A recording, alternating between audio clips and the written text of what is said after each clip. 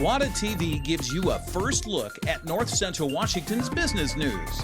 You'll hear from our local business, tech, and education companies as Jenny discusses hot topics and current events with some of the best innovators and pioneers in North Central Washington. Hello, North Central Washington, and welcome to GWATA TV. I'm your host, Jenny Rojanasthien, and it's a pleasure to be back in the NCW Life studio filming today. On today's episode, I've asked Bert Holeton with Success Optimizers to walk us through the decision game. We've got a lot of content ahead, so don't go far.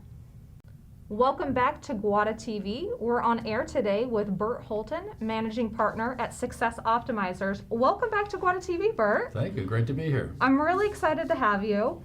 It feels like 10 years since we had you on the show, but in reality, it was just right before the pandemic. You came on air in GWATA TV and kind of shared about your background, Success Optimizers, and the work you do with companies. A lot has changed since then. Today, though, you're going to really help walk us through the decision game, which I think is going to be a great exercise whether you're an entrepreneur or a student or a lifelong learner. So before we get there, for those who may not have caught our first show, tell me just briefly about Success Optimizers. Well, Success Optimizers is a consulting firm that also has a equity fund on the side, and what we do is a little bit different. We consult with a company we get to know them, they get to know us, we build them up to be the best they can be, and then if they need some sort of an investment for some reason to expand or whatever, and they might be interested, because we've been working with them, we may be interested in investing in their company. So we actually purchase part of their company. And so it's a little different because a lot of people want to purchase a company and then fix them up. Well, we want to fix them up and then see if they're the right kind of people and the right kind of product and so forth, so that we should invest in them. And you've spent a career really in, well, both as an entrepreneur, but then as a coach, working with CEOs and organizations. I know a little bit from your time on the GWATA board, you're very passionate about helping companies grow. We talked last time about the rubber band tension piece, right? Right. So let's kind of start there as we lead into today's segment. Sure. When we go into a company, the first thing we need to do is to find out exactly, we meet with the owners and so forth. We say, where do you want to take the company in a year or two? Okay, and then what we do is we say, okay, and we make notes of that and we get clear about that. We say, okay, now, but where are you today? And a lot of times we have to kind of come in and look around and kind of tell them where they are today because we're unbiased. And so then we look at the two, where we are today and where they want to go, and we see what the difference is. And so I did this model last time, and so here's the vision over here, here's the current reality here. This is a Peter Senge model, and you talked about this rubber band. So the further apart these two poles are, the more, he calls it creative tension. But if you're a CEO, it's called stress. Right, yeah. Okay. And so, but what's separating these two in order to move the current reality toward the vision is critical issues. They have to be resolved or you can't move. They may be financial, they may be marketing, they may be all sorts of things, operational or people. But those critical issues we agree upon, and then we line a plan up to resolve each one of them. And that gets us right into the decision game. Right. Well, and now for our audience, we're going to switch in. Bert's going to walk us through a PowerPoint he's prepared and kind of talk through in depth this model that you have at Success Optimizer. So why don't we start there? So the decision game is actually a workshop that I put on for dozens of leaders.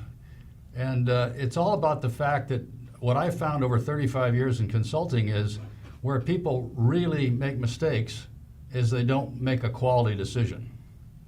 And we're going to talk about what are the elements of a decision and how you can make an optimal decision. And that's the training. So as you see here, it says if you have great decisions, you're going to take the right actions and you're going to get the results you want, or your vision. okay? And so, but we've been around this for a long time, and only about 10% of leaders that I've come across in the last 35 years make really great decisions. So always something that's not quite optimal. And we're going to share with you exactly how that occurs. And so what we want to do is we want to have everyone that comes to the workshop, a whole team, all the leaders in an organization, whether there's only 3 in the company. So whatever we're working with, doesn't matter. It doesn't matter the size of the company. It can be a real small 3-person company that's doing carpet cleaning, or it can be Boeing. It's all the same stuff. Same principles apply. Just a matter of scale. Okay. So resolving problems and critical issues requires awareness. First of all, you have to be aware that something is going on. And so, if you're not aware that a tiger is following you, then that could be problematic. Right. So you got to be aware, right? Then we have to answer questions to give us more clarity about whatever your issues are, right? Clarity about what? Context. This is where it goes wrong for people. So context is defined of all the elements about an event, an idea, or a problem, so that it can be fully understood, assessed, and resolved. The total context, that's everything. And we're going to break down that context into 5 parts. So context is the thing that has changed for every company in the United States and around the world since February. Their context is different. So everyone's trying to figure out, okay, how do I approach this, or how do I market this, or how do I do my people here? Because it doesn't apply necessarily anymore. The context has changed. So if we know that, and we're clear about what the context is, we have a better chance of making optimal decisions. So the foundational concept is, without clarity of context, no decision can be optimal except by chance. So if you're making a decision to buy a car, and you got your color and your automatic and the size or a van or whatever it is you did, and you just loved it, and you brought it home and it doesn't fit in the garage, you didn't take into consideration all of the context of just buying the car and bringing it home and putting it away. So optimal is the best or most favorable given the current context. So a lot of times there's not a really great decision. In other words, there's really not a good decision to make. So you may have to make the best optimal decision out of the best choices that have to do with your context. So we're not saying it's going to be a perfect thing every time. Sometimes you have to back off a little bit, but the context will tell you about that. So this is the issue resolution process. This is a proprietary concept that we train people how to do this. And you can see at the top of the wheel, it says clarity of context. So when we train people, they spend 80% of the time up there before they ever start going around the wheel. So once they get clear, then they can get consensus with their team. Then they can figure out the documented plan to resolve all the critical issues. Then they have the discipline to execute. Then they're going to measure what's going on. And then they're going to analyze that measurement, because what's going to happen? It's going to change the context. So they may have to go around this 2 or 3 times to make sure that they're doing the right job. So clarity of context, let's go back to the vision and the current reality and where I talked about critical issues. So most people are making decisions about a problem. So the difference between just a problem and an issue is, if a problem is complex and obvious, not complex and obvious, then someone just makes a decision and solves the problem. That's not a critical issue. However, if it's complex and not obvious, usually it involves multiple parts of a company, which may involve multiple leaders, supervisors, managers, or whatever. So therefore, that becomes your leadership team that starts to resolve the critical issue. So this is a team sport here, okay? So let's break down the elements of context. So the first are we ask the 7 basic questions. Who, what, where, when, why, which, who, and so forth. Now, if you watch CSI on TV, then that's what their whole program is about. You have 1 hour of them applying science to these 7 questions. And what are they really trying to get to? Who? Who did it, right? Right. They have all this science about which, where, and all that kind of stuff, but they want to get to who. Sometimes on the way to who, they can figure out why. But motive is something that could be elusive. So that's where CSI is. They're real focused on this first element of context. In business, once we go through these, then we see the answers to these, whether or not this is a problem with our strategic planning, whether it's a problem with our communication systems, IT. Could it be a process area that's an issue? Could it be sales, marketing, finance, or maybe it's a people issue? So we get that figured out. So now we have the 2 elements of the context being clarified. The third element is now we want to do facts. What are facts that apply to this? Not my opinion, not someone's perception, not kind of the way we did it in the past. What are the new facts? So the speed of light's 186,000 miles per second.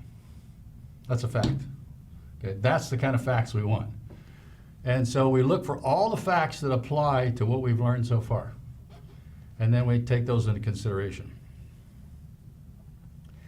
So what happens is every time we're trying to resolve a critical issue, there's 3 constraints. The first constraint is usually there's a time constraint. The second one is we have a resource constraint.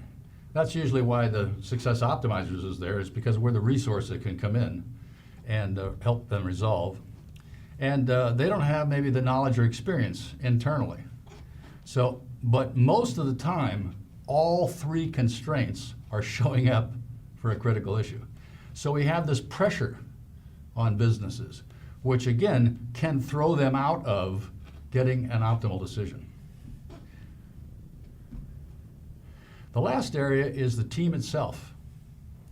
So we have 3 leaders on this team and maybe a couple of top managers. And we have the issue is we're not getting our deliveries on time. Well, why is that a critical issue? And why is it not obvious? And why is it complex? Well, it's because I can think of about 15 potential areas of a company that affect deliveries. Right down from the paperwork that says the wrong thing on it, okay? Or the paperwork from a contract that you get that says this is what I expect you to do, that doesn't go right. They don't train the people in the shipping department to do things right. They didn't package it right. They were supposed to use UPS and they used somebody else, and so on and so on and so forth. So there's lots of different complexities to this. That's why you have to form a team. But who's on this team? Now, what we'd love to know about everyone that's on the team is how they make decisions, okay? So when we're resolving these issues, we want to be aware of each team member's biases. Oh, come on, we all have biases? Yeah, about everything. I don't like black cups. You know, I like the shape of the table. It's really nicely lit in here. Bias, bias, bias, just opinion, just perception, right? But one thing about biases, it says here the knowing bias. And over the years, I've come to say this is one of the worst biases that we can have. It's because the owner, CEO, or top manager says, no, that won't work. We've tried that before. We've tried this before or that before. I know that won't work. I like Mark Twain's quote. Mark Twain says, it ain't what you don't know that hurts you. It's what you know for sure that just ain't so. That's a good one. So then we also want, but we all have talents too. So you may remember a meeting where someone who's really good at speaking gets up before the thing and says, I think we should do this and this and this and this. Very persuasive. Their talent is that, but their talent necessarily isn't logic.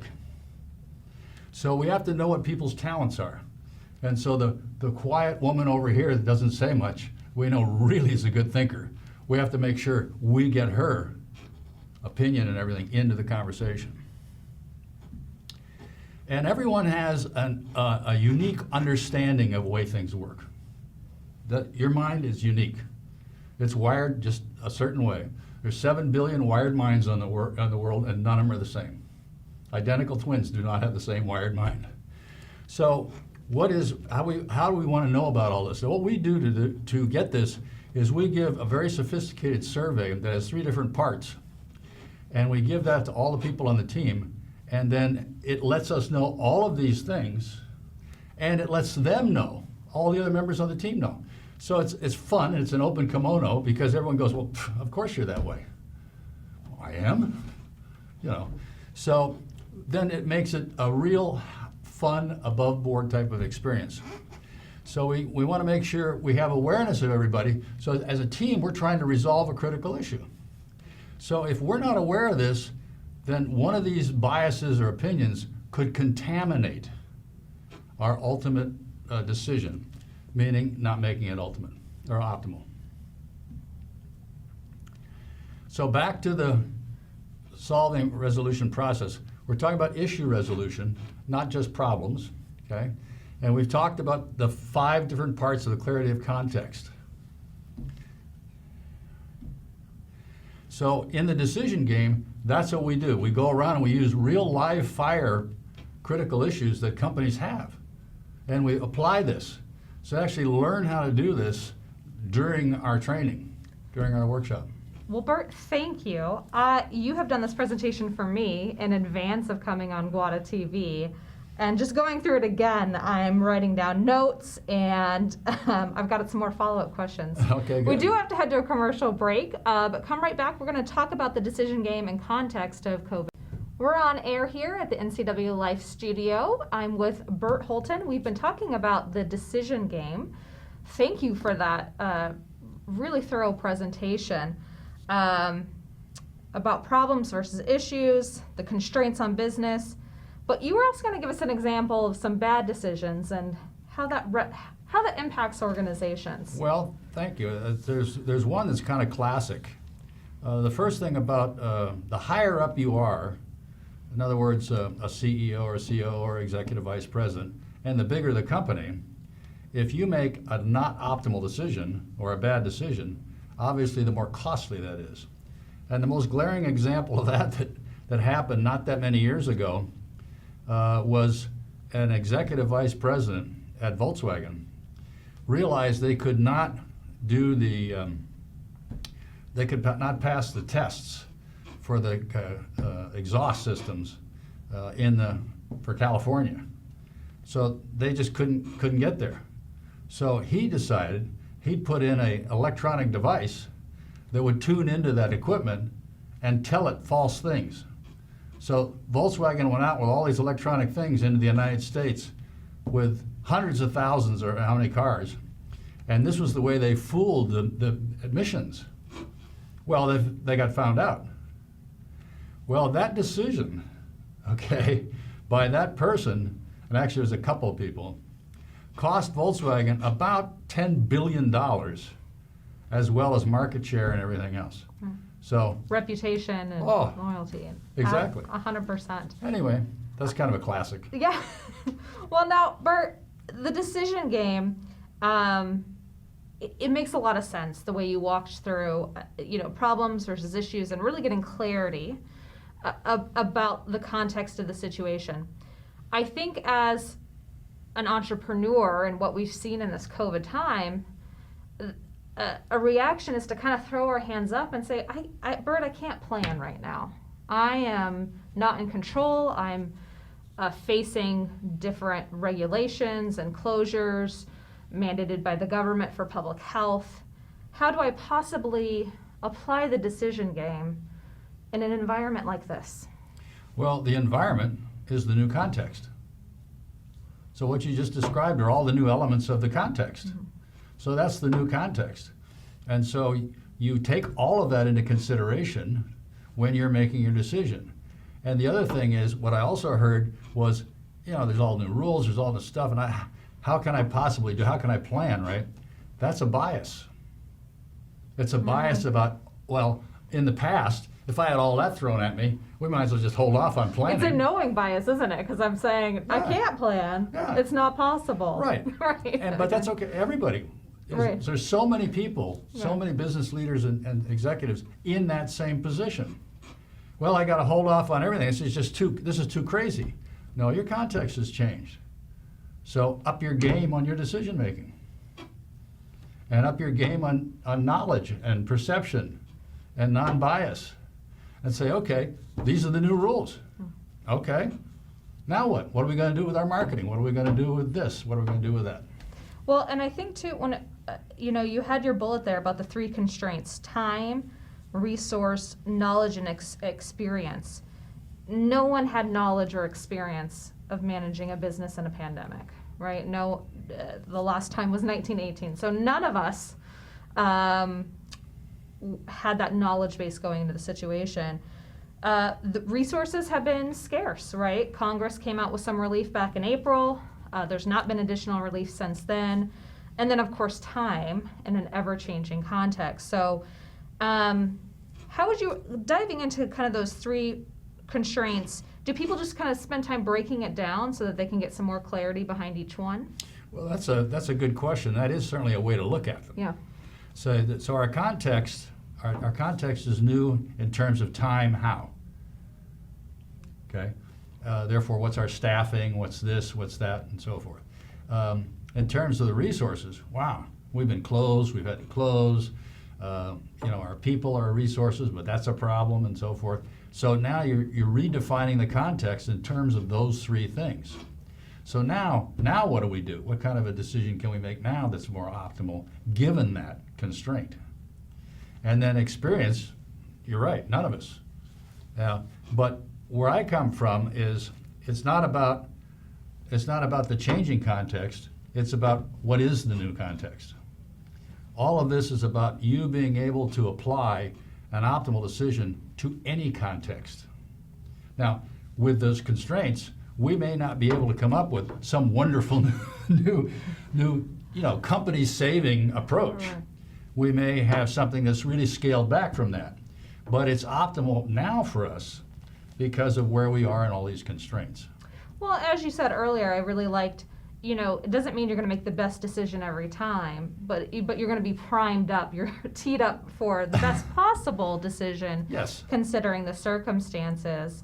And also, it just feels to me that this kind of provides that clarity, puts the control back into the management's team of, I may not be able to, by knowing more of the context. Yes, we can't control what the regulations are, but we can react by going through the decision game and create a plan with the team. I listen, and I Yeah. hear the words you use, right? Yeah. And so one interesting word was react. Right. Okay, so I react to the word react because Yeah. that's my bias. Right. We don't want people to react. We want people to think it through.